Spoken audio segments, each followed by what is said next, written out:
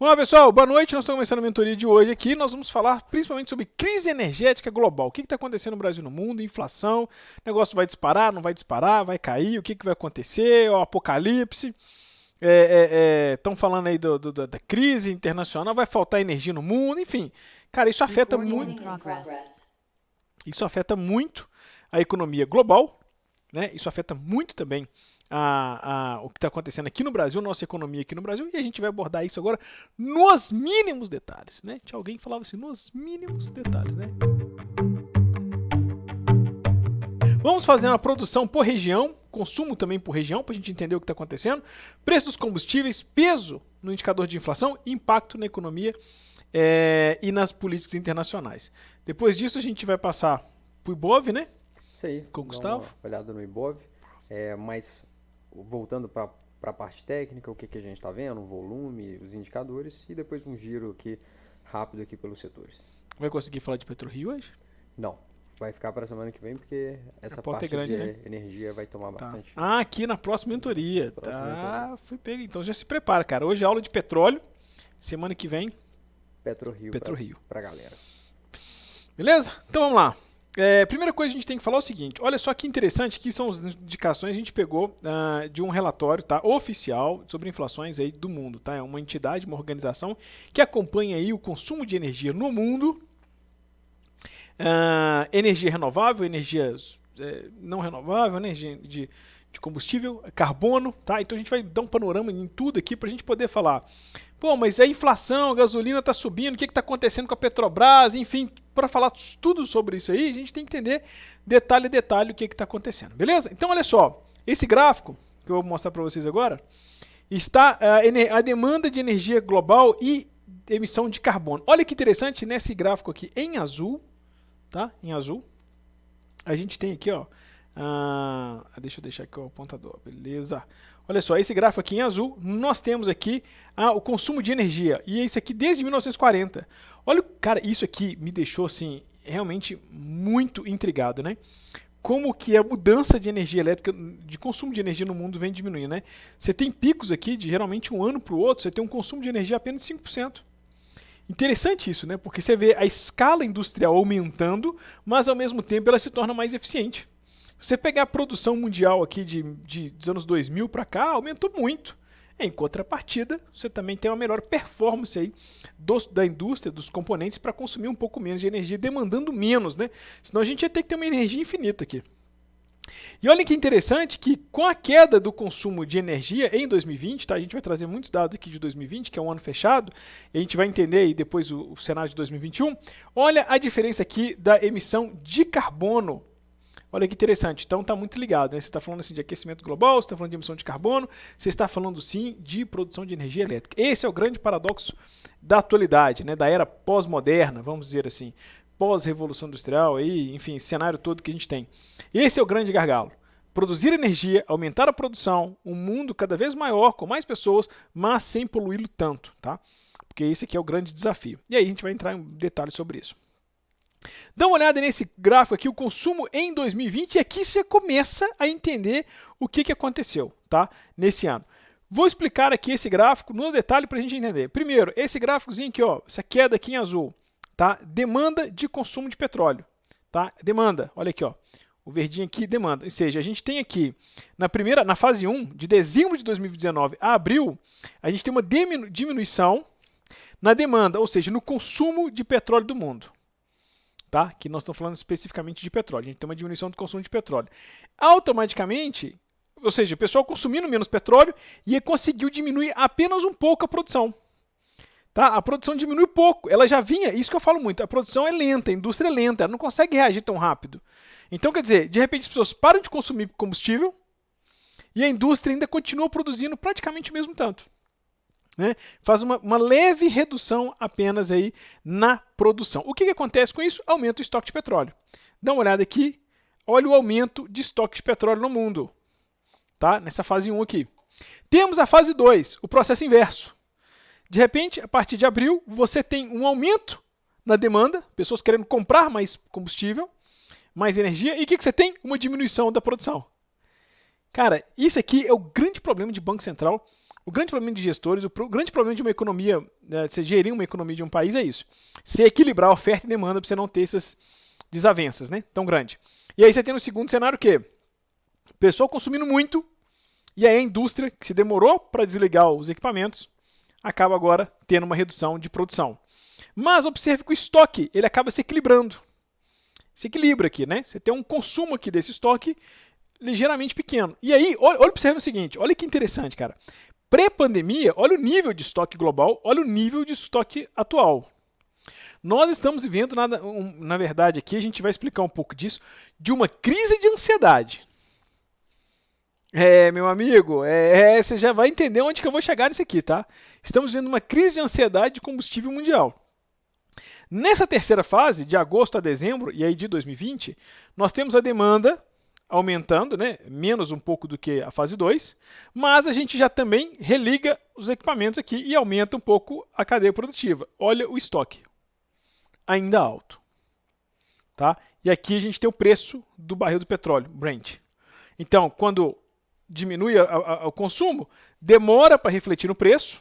Quando o preço chega lá embaixo, a indústria desliga os equipamentos. Depois aumenta a consumir a demanda, mas observem que mesmo o aumento da demanda sem produção, porque você tem um estoque, um grande estoque, o preço ainda fica baixo. E é equilibrado nessa região, isso equilibra. Já em 2021 a gente tem uma virada de cenário. Bom, beleza, falamos de petróleo. Agora vamos falar de consumo de combustível por categoria no mundo. Isso aqui é um dado muito interessante. A gente está falando nessa parte verde aqui, ó, é a quantidade, tá? E aqui é uma escala de exajoules. Minha amiga, nós estamos falando de energia aí, ó. Só o engenheiro aqui que vai entender o que é. O engenheiro, o senhor Gustavo aqui, vai entender o que é exajoule. Essas medidas aqui malucas aqui, pô, não pode, o problema é que o problema de energia é que não pode ser em quilo, em tonelada, em metro cúbico, porque você usa tudo, né? Você usa barril para o petróleo, você usa metro cúbico para o gás, você usa tonelada para o carvão. Aí você resume em quem? Pô, megawatt aí é só energia elétrica, mas aqui não é energia elétrica.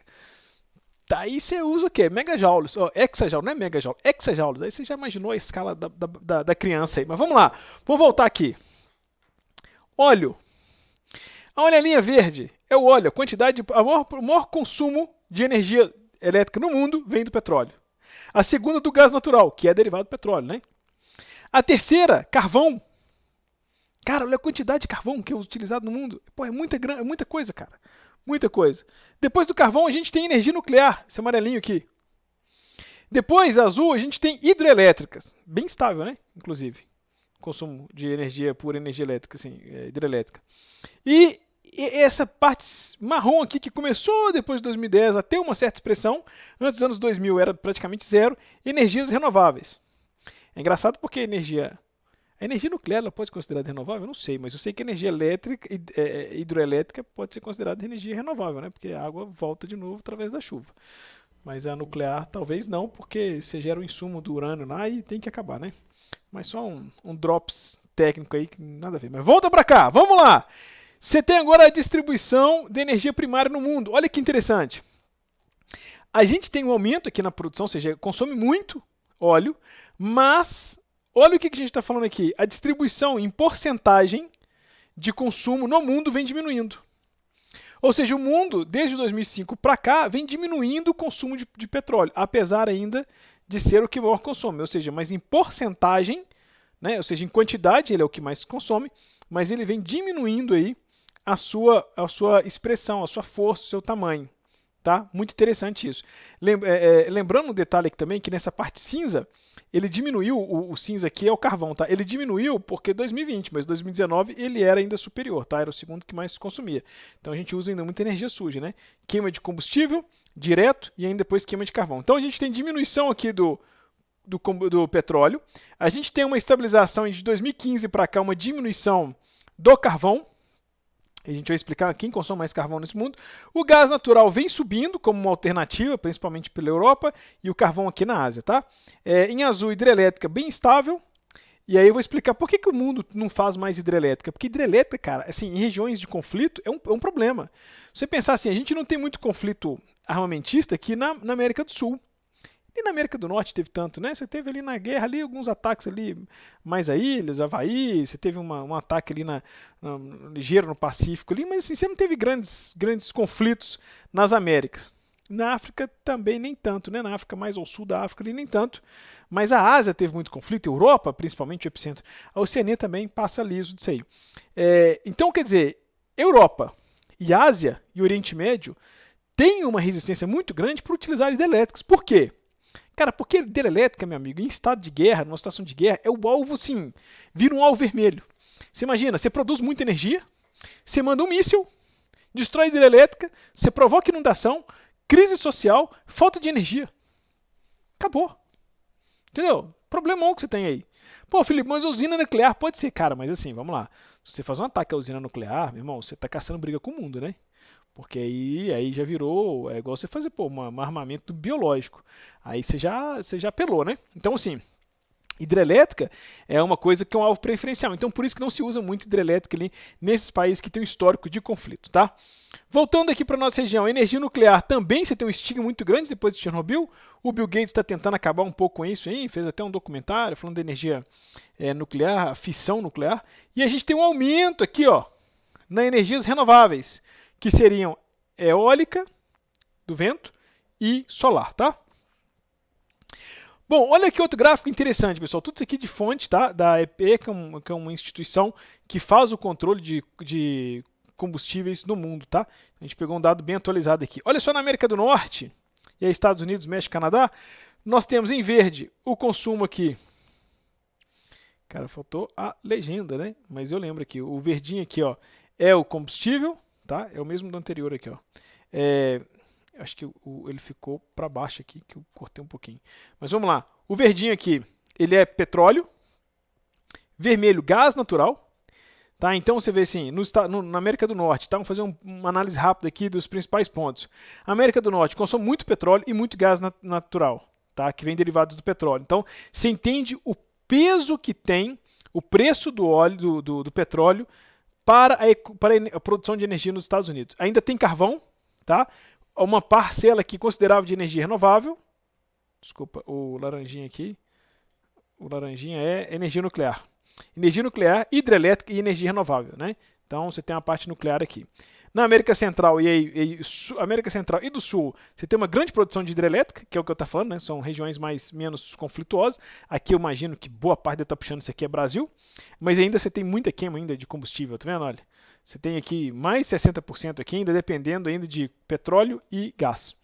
A Europa também, petróleo e gás, ainda muito carvão, tá? Pouca hidrelétrica.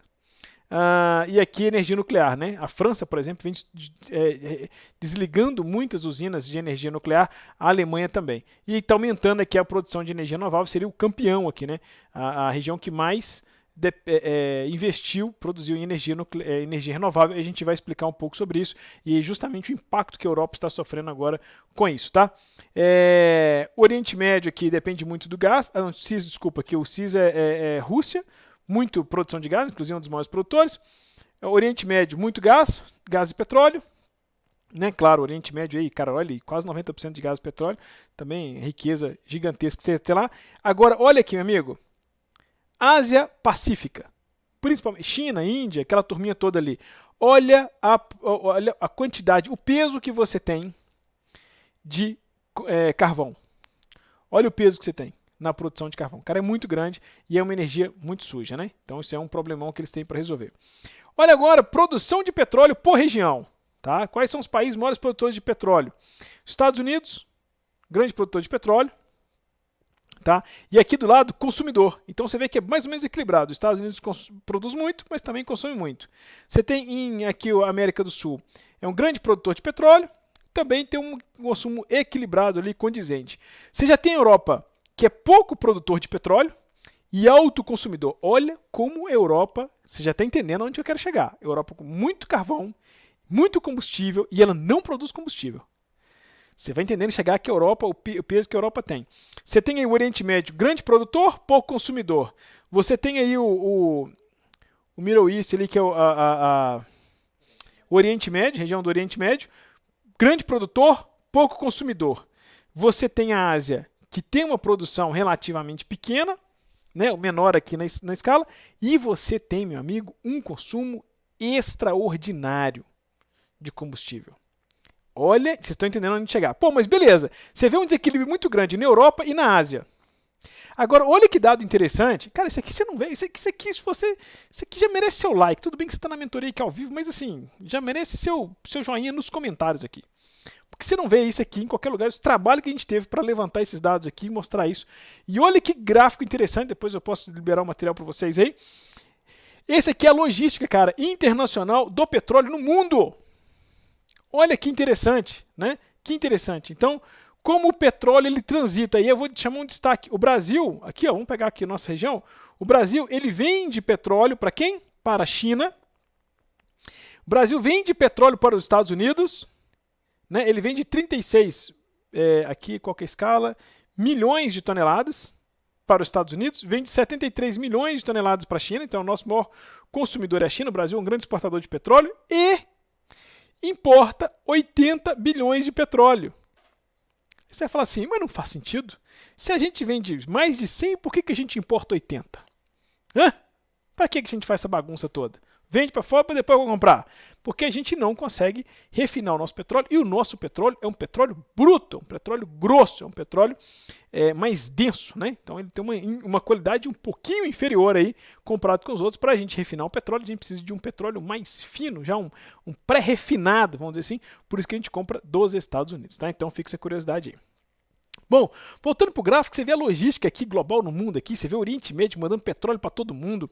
A Europa, né, que é um grande comprador de petróleo, ela vende petróleo para a África. Olha aí, faz o trade. Né? Faz justamente o trade. Então, assim, é o grande fornecedor de petróleo aqui para a África, a Europa e o Oriente Médio. Né? Enfim, você tem toda uma logística internacional aqui do petróleo. Tá bom? Vamos falar do gás natural, que também tem um grande peso. Em azul, América do Norte. Aqui, de novo, produtor, consumidor. Né? Você tem aqui a América do Sul, em verdinho aqui. De novo, a Europa produz pouco, consome muito. Você vê que a Rússia produz muito, consome pouco. Outra aqui, né, os países ex-União Soviética, ali, né, que tem um pedacinho ali também dos eslavos. Aí você tem aqui obrigado aí, Lombardi. O cara tá me ajudando demais aqui, mas vamos lá. Você tem aqui o Oriente Médio, produz muito, consome relativamente bem, a gente vê essa escala. A África, né, tem uma produção e um consumo equilibrado, e a gente vê a Ásia produzindo já mais gás natural, também consumindo muito, consome muito mais do que produz, tá? Então essa é a questão. Já o carvão, dá uma olhada no carvão, cara. Eu não trouxe aquele gráficozinho do mapa de todo mundo não, porque ia ficar meio chato, mas só do petróleo que era interessante. Então por isso que do gás e do carvão eu não trouxe. Olha e dá uma olhada aqui. América do Norte produz muito, consome pouco e vem diminuindo tanto a produção quanto o consumo. Todo mundo vem diminuindo, olha. Produção e consumo, tá? A Europa vem diminuindo forte aqui desde 2015, desde o COP 2015. O COP 2015 foi aquele acordo lá de Paris para poder diminuir aí a produção. Então, o consumo, né, de poluentes, de energia, né, acaba fazer o acordo lá de diminuir a produção de energia suja. Você tem uma diminuição aqui de produção na Europa, mas ainda você tem um consumo alto, né? Por mais que ele vem diminuindo, sempre consumiu mais do que ela consegue produzir, deficitária. Você vê que a Rússia também produz muito, consome pouco. A África produz pouco e vem diminuindo. Você vê que está todo mundo diminuindo sua produção, exceto quem? A China. Né? A China não é China aqui, né? Mas aqui é a Ásia, Pacífico da Ásia, né? Ásia-Pacífico. Você vê, cara, olha o consumo de carvão mineral, a produção e extração. Por quê? Porque ele é barato, né? Tende a ser mais barato, é sujo, é poluente, é um problema desde os anos 2000. Olha que nada. E a China tem feito alguma coisa para diminuir? Não. Simplesmente estabilizou sua produção e seu consumo, tá? Energias renováveis. Então, energias renováveis. A América do Norte, desde 2005 aqui, ó, começou a melhorar a sua produção. Desculpa, consumo, tá? Aqui é consumo e aqui é geração. Melhorou seu consumo, consumindo mais energia renovável, os Estados Unidos.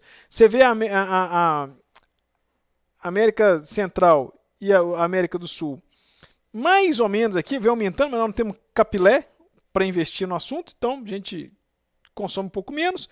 A Europa, destaque para a Europa, ela vem substituindo, você está entendendo? Ela vem substituindo o carvão, vem substituindo o petróleo e o gás natural por energias renováveis desde 2006 ali, ela começou isso aí, tá? Deu uma acelerada forte a partir de 2015, do COP 2015, tá?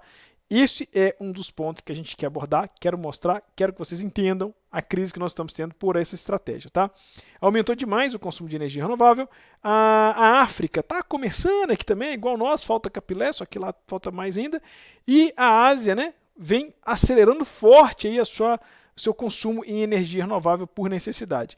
Principalmente o Japão, né, porque o Japão tem sérias dificuldades lá de produção de energia, não tem minério, né, não tem carvão, você não tem petróleo, elas tinham lá as energias nucleares, depois de Fukushima azedou, então os caras estão acabando com as usinas nucleares lá, passando por outro tipo de energia, então o Japão também é um problemão aí para resolver no curto prazo. De onde vem essa energia renovável? Outras fontes, tá? Ainda tem um valor bem significativo. Vento é a grande maioria deles, e aí nós tivemos um problema, cara, olha que pode... Vamos começar a ter que medir isso, né? Eu falei isso na mentoria passada, nós tivemos uma baixa, não é que é? Uma temporada de baixos ventos. Meu amigo, agora eu vou ter que monitorar isso aí também. No ano passado tivemos menos corrente aérea, vento no mundo. Isso afetou muito a produção de... não está estocando vento. A Dilma já deixou esse sinal aí, estoca o vento. Pô, resolve. Mas não conseguiram estocar o vento ainda. E você também tem aqui a questão do aumento da produção de energia solar. Beleza. Divisão de consumo de energia por região. Então, quem consome mais por onde, né? Então aqui você tem o vermelhinho em gás natural, consome mais, que aqui é a América do Norte, você tem todo esse equilíbrio aqui, pode tirar um print. Vou dar um tempo aqui para você tirar um print.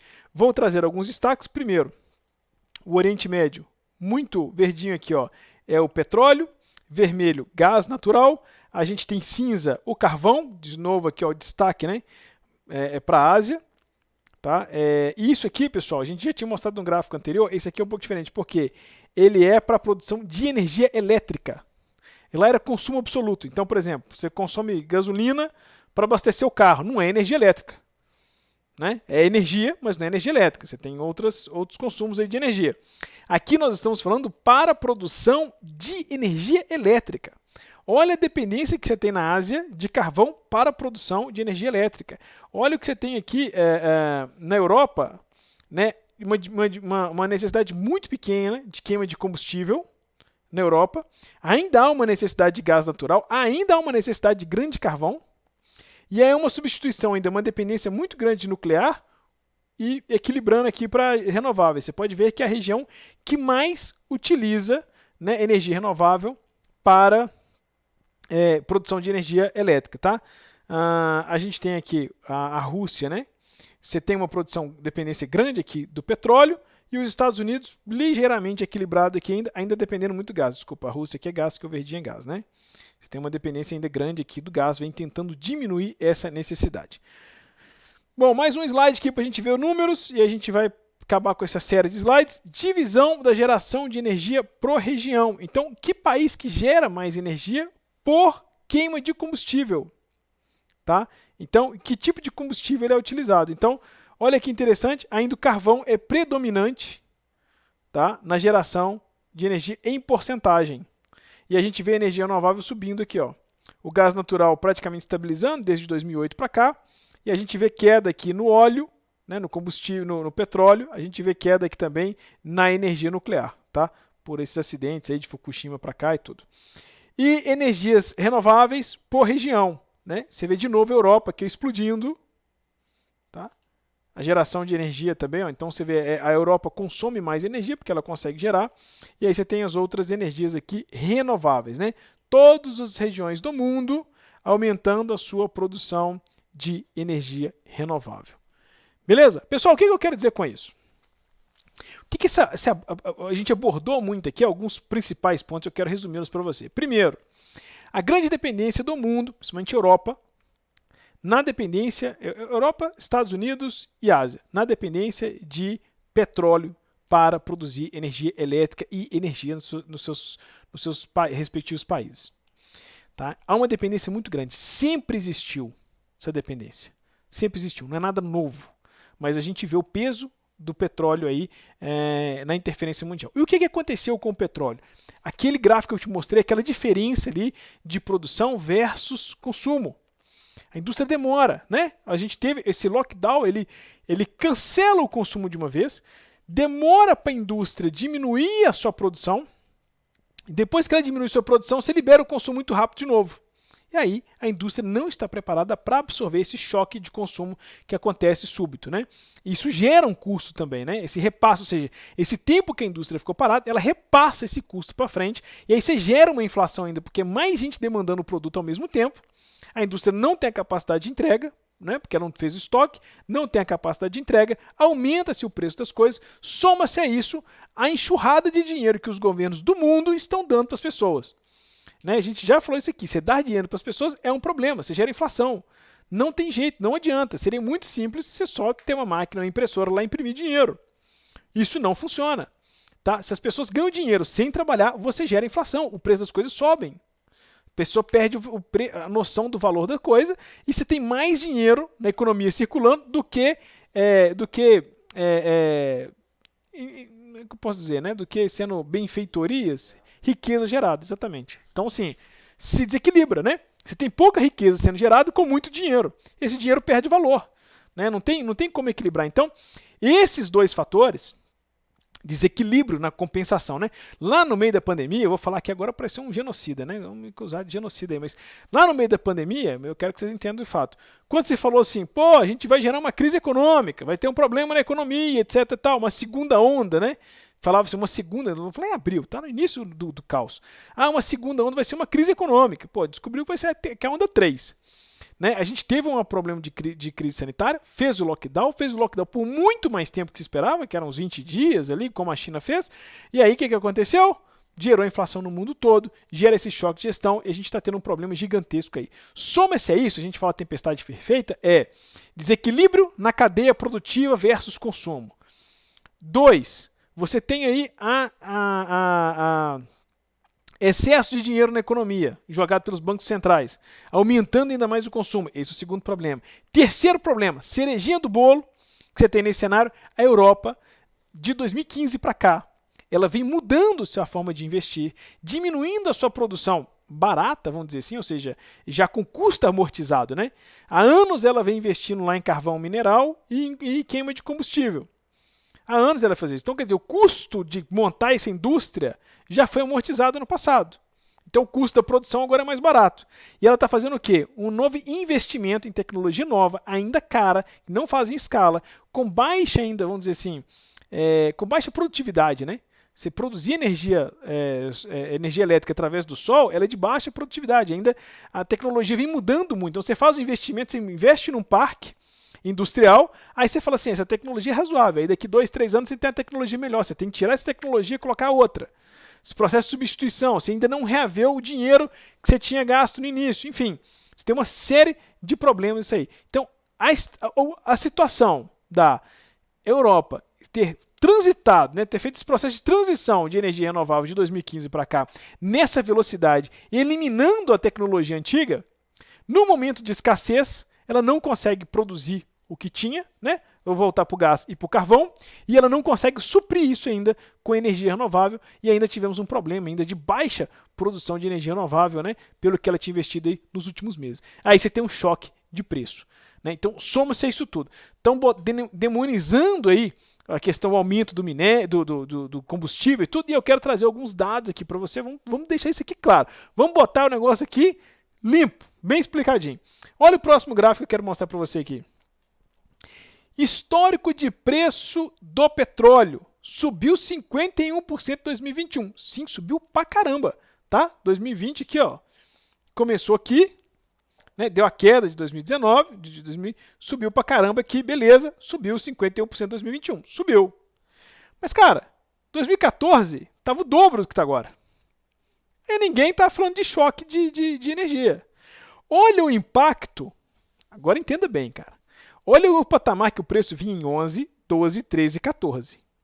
O preço vinha nas alturas. O que aconteceu em 2015 que eu estou falando para os senhores aqui? O que a Europa fez em 2015? Cara, a gente vai começar a parar a comprar produção, para usar combustível de óleo, né, de petróleo, para produzir energia elétrica, a gente vai diminuir o consumo. O que acontece com o preço do combustível do petróleo no mundo? Derrete. Derrete. Olha esse gráfico aqui. Olha a queda que tem aqui em 2015 nesse fator e aí estabelece aqui nessa região aqui entre 60 e 80 dólares aqui, tá? Chegou até um momento aqui de 30, 40 dólares em 2016, depois sobe um pouquinho aqui para 80 e tudo. Então, quer dizer, sim, tivemos uma elevação rápida, mas isso aqui sozinho não justifica a crise inflacionária que temos no mundo, tá? Olha aqui o preço do gás natural. Subiu 118% em 2021. Pô, uma paulada, de verdade. Mas já esteve muito pior. Tá? Aqui 2020, começou aqui, ó. 2020, 2019, olha aqui, 2019, 2018. Você está entendendo, né? Preço do carvão, olha aqui. Tivemos também uma elevação de 40% no carvão. Estou vendo muitas pessoas analistas aí falando, economistas falando, tá subindo demais, subindo demais. Cara, mostra a história como ela é. Não tire uma foto e fale que é um filme. Se você pegar a história do ano, sim, subiu pra caramba, mas vamos comparar no passado. A gente não tinha isso no passado. Você entende a diferença? Nós temos um problema, e aí depois eu posso até fazer uma crítica aqui à nossa economia, ao nosso governo, que não está ajudando em nada para resolver esse problema aqui no Brasil. Nós temos 3 fatores fundamentais que estão gerando aí uma inflação no mundo. Não é só o aumento do preço dos combustíveis, é o aumento do preço dos combustíveis, excesso de dinheiro na economia e também essa estratégia que a Europa tomou um tempo atrás e diminuiu sua produção. E aí acabou jogando o preço do combustível. Mas se fosse só a Europa e o combustível, não teria esse problema. Dá uma olhada aqui no preço de inflação ao consumidor na Europa. Olha a inflação. Sempre manteve na média de 2%. Aqui, ó, indicador ao ano, tá? Estou trazendo desde abril de 2017. Uma janela grande aqui de 5 anos. A inflação agora está na casa de 3,5%, menos de 3,5%. Não está nada absurdo. Não é nada absurdo na Europa, tá? Aqui do bloco europeu. Já nos Estados Unidos, também sempre manteve nessa casa de 2, 3%. Teve uma diminuição e agora o Biden, depois do governo Biden 2021, imprimindo dinheiro igual louco, gera um processo inflacionário. Junto com o processo da questão que está acontecendo na inflação, do combustível, você tem isso aqui, tá? Dá uma olhada aqui agora na China. A China não fez lockdown. Teve lockdown. Você tem uma deflação aqui ainda em 2020, tá? E ela conseguiu ainda, cara, olha, impressionante, né? A China conseguiu diminuir a inflação. Por quê? Porque é um dedão lá do comunista, né? O cara, economia planificada. O cara dá o dedão lá, não, baixa o preço aqui, diminui isso aqui, faz aquilo ali, o cara controla. Não sei até que ponto o cara vai conseguir controlar no micro, né? Uma economia tão grande. Uma hora essa bolha explode, você segura por um tempo, meu irmão, mas não dá para ganhar todas, né? Vamos ver. Acompanhamos aqui. E no Brasil? Ah, o Brasil. Eita, Brasilzão. Olha o V do Paulo Guedes aí, ó. A inflação em 2017 estava na casa do 8%, aí estabiliza aqui na casa de 4%, abaixo de 4%, e depois dispara para 10%. Por quê? Por quê, Felipe? Por causa do combustível? Por causa da pandemia? Porque o preço do petróleo, do combustível subiu? O problema é a Petrobras? O problema é os R$7 da gasolina? Isso é um problema no nosso bolso, mas não é um problema de inflação. O problema de inflação eu vou te mostrar aqui, ó. Aqui antes de 2017, se a gente pegar aqui antes de 2017, você tinha aqui 10, 12, 14, a parada voava aqui para trás, tá? Eu tentei manter o padrão aqui dos 5 anos, senão ia ficar demais. O que nós tivemos em 2017, um salve aí pro Temer, né? Que ele fez o quê? Teto dos gastos públicos. Quando o cara estabelece ali através, ele e o Meirelles, né? O Meirelles era o Paulo Guedes da época, o ministro da Fazenda. Estabelece no teto dos gastos públicos, falando que é o seguinte, o Congresso não pode gastar mais do que arrecada, coloca um limite para isso, você tira o peso inflacionário, porque o governo para de imprimir dinheiro. Quando é que isso acontece no Brasil? O governo para de imprimir dinheiro, torrar dinheiro, você vem controlando o gasto do governo, você vem fazendo o quê? Dá uma volta, olha aqui para o gráfico de novo. Você vem diminuindo a inflação. Quando você chega num processo pós-pandemia que você fala assim, pô, libera o cheque especial aí, vamos imprimir dinheiro, olha o que acontece com a inflação. Cara, a gente tinha aqui, ó, combustível muito mais caro em 18, 19, muito mais caro, e você não tinha crise inflacionária. Então, meus amigos, e aqui, ó, então assim, pode cortar para mim aqui. O que eu quero explicar é o seguinte, estão falando mal do combustível, é fácil falar mal do combustível, você bota uma sociedade inteira contra uma empresa, contra o posto de gasolina, contra uma segmentação que não tem voz, que não tem autonomia, que não vai reclamar, que não vai falar, e aí nós simplesmente fechamos os olhos para aquilo que é relevante. Nós não estamos preocupados ou pressionando ou reclamando do governo gastando excesso de dinheiro. Por quê? Porque isso é popular. É claro que quem está passando necessidade ama isso. e às vezes precisa de dar um dinheiro pro cara, mas se você dá um processo para ele contínuo, isso é insustentável. Né? Você está criando dinheiro sem criar riqueza. Isso é insustentável. O cara vai ficar ainda mais pobre. Ele vai ter mais dinheiro e ainda mais pobre. Vira a Venezuela. O cara vai comprar um pão, tem que levar um saco de dinheiro. Né? Por quê? Porque tem muito dinheiro, mas o dinheiro não tem valor, porque ele criou um processo inflacionário. Tá? Bom, preço do combustível. A disputa aí da Petrobras, aí, que está falando aí do preço do combustível, essa confusão toda e tal. Olha que dado legal aqui que o Gustavo preparou para gente. 55% do custo do combustível é da Petrobras, custo de produção. Né? Interessante, porque, custo de produção, então, assim, pesado, né? 55% é custo. A gente tem aqui, ó, distribuição revenda, 9%. Não é tão grande assim. Não é tão grande assim, 10%, é bem razoável. Para você distribuir e revender, ok, tem a margem do lucro aí do cara do posto. Você tem um custo do etanol na gasolina. Sim, nossa gasolina aqui ela é batizada. 12%. Né? Tem 30%, acho que é 30%, né? 30% da gasolina. 25%, depois acho que é 25%, agora eu não lembro. Dá para dar uma consultada aí? Eu acho que era 25%, passou para 30%, ou era 20%, passou para 25%. Vamos trazer o dado aqui em tempo real para você. 12% é custo. Então, assim, também não é tão caro assim. Impostos federais, 16%. 25%, né? 25%. Era 20%, passou para 25%. Aí vamos lá, impostos federais aí, 16%. Tá razoável. Não é nem muito, mas razoável, né? Pra ser justo. Agora, quase 30% aqui é imposto. Imposto estadual, né? Então é muita coisa. Você soma o estadual e o municipal, 45 aí é pesado pra caramba. E aí o problema é que é escalonado, né? Você produz, a Petrobras produz ali a gasolina, paga o imposto federal e o estadual. Ela manda pro distribuidor, o distribuidor recebe, vai tributar de novo o imposto estadual, porque provavelmente tem outro estado, né? Ou mesmo que seja dentro do mesmo estado, né? Empresa diferente, é tributado. Aí, na hora que você vai vender para o posto e o consumidor, na bomba, vai pagar o imposto do Estado de novo. Né? É ou quatritributação. Então, isso é um problema que a gente tem aí, grande, sério aí, na nossa economia. Pessoal, quero perguntar a vocês se ficou claro esse panorama que a gente está do combustível, a gente deu um giro pelo mundo aí, né, do questão aí do combustível, explicamos coisa pra caramba, entendendo, mostrando o gráfico, porque não queria chegar aqui para vocês apenas explicar de forma superficial. Ah, Felipe, você vai trazer um negócio aqui que ninguém está falando. Você vai falar que o combustível não é o vilão que está todo mundo colocando como vilão. Pô, mas baseado em quê? Onde? Qual que é a fonte? O que você está mostrando? Não, quero mostrar detalhadamente aqui para a região. Temos aqui depois a informação. Se quiser, eu posso mandar na íntegra para vocês. Aí só mandar lá no WhatsApp. Isso é a vantagem, está na mentoria. Você pode mandar, tem um grupo fechado no WhatsApp, onde a gente pode conversar. Eu posso mandar essas fontes aí caso vocês queiram, tá? E isso gera um impacto na economia, gerando a inflação, né? Tem uma preocupação na inflação, e no aspecto político. Né? Porque a gente tem aí uma disputa aí geopolítica gigantesca em cima disso. Não vou abordar isso aqui, mas a Rússia vem fazendo a festa com a Europa, né? Vem fazendo a festa, porque depende, né, nesse momento, nessa produção, já que a Europa diminuiu sua produção nuclear e de combustível fóssil, e de combustível fóssil, né, que seria o carvão e o carvão e o petróleo, quem tem para entregar é a Rússia, e a Rússia está nadando de braçada, está subindo o preço, está fazendo os acordos, está aproveitando esse cenário, mas isso é um cenário geopolítico que a gente vai abordar depois em outras questões. Pessoal, claro, dúvidas, perguntas, questionamentos sobre o que está acontecendo aí no petróleo, na energia, crise?